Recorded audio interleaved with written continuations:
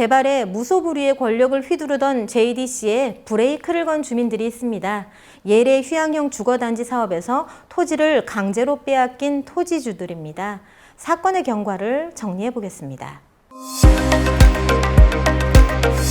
제주순정TV JDC는 2005년 10월 제주도로부터 예래단지 개발사업 시행을 승인받고 11월에는 도시계획시설 실시계획을 인가받았습니다.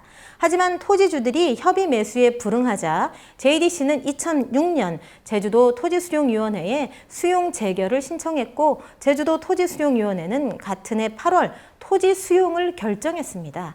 이에 따라 12만 4,516제곱미터, 약 3만 7천여 평의 토지가 강제 수용되었습니다. 이에 따라 강제 수용을 마친 JDC는 2007년 부지 조성에 나섰고 사업 부지는 제주투자진흥지구로 지정되었습니다. 2008년 JDC와 버자야 그룹은 합작법인인 주식회사 버자야 제주리조트를 설립하고 2009년 사업 시행자는 JDC에서 주식회사 버자야 제주리조트로 변경됩니다. 이후 이곳은 외국인 투자지역 고시, 관광지 지정 및 조성 계획 승인이 나는 등 순조롭게 진행되는 것처럼 보입니다. 하지만 토지주 4명이 제주도 지방토지수용위원회와 JDC를 상대로 토지수용 재결 처분 취소 소송을 제기했고 이에 1심은 토지수용 처분 유효 판결, 2011년 항소심 무효 판결을 거쳐 2015년 3월 대법원은 최종적으로 예래 휴양형 주거단지 사업 인가 처분은 그 하자가 명백해 당연 무효이고 이에 기초한 토지 수용 재결도 무효라고 판결했습니다. 당초 서귀포시가 계획한 유원지는 광장과 공원, 녹지 등으로 모든 계층이 자유롭게 이용할 수 있는 주민복지시설이었지만 2005년 제주도가 인가한 휴양형 주거단지는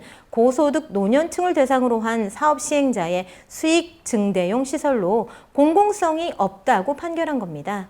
2011년 기반시설 조성 공사가 끝나고 2013년 착공이 시작된 예래 휴양단지 조성 사업은 2015년 8월 공사가 전면 중단됐습니다.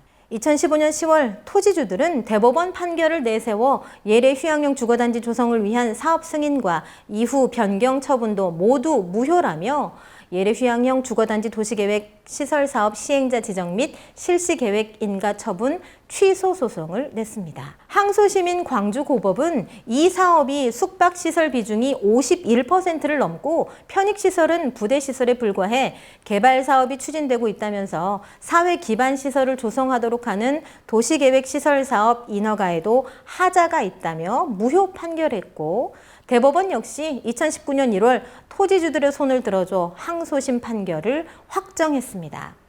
예래 휴양단지는 장기 미집행 도시계획시설로 2020년 7월 1일자로 유원지 효력을 잃었습니다. 이에 따라 200명 가까운 토지주들이 줄 소송을 제기했으며 2018년 토지 반환 소송에서 첫 토지주 승소 판결이 나왔습니다.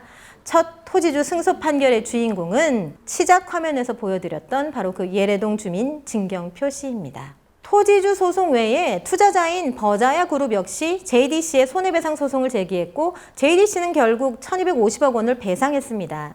2020년 JDC의 감사보고서를 보면 현재 JDC는 토지주들이 제기한 소유권 이전 등기 말소와 건축사무소의 용역비 청구, 건설업체의 공사 손해배상 청구 등 총 20건이 넘는 소송의 피고가 돼 있는 상황입니다.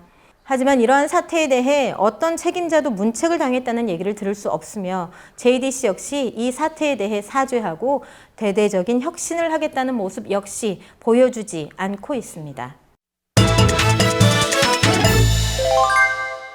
유원지라는 공익사업의 껍데기를 썼지만 결국 돈 많은 이들의 휴양지로 조성하여 분양하려는 목적으로 변질된 예래 휴양용 주거단지 사업.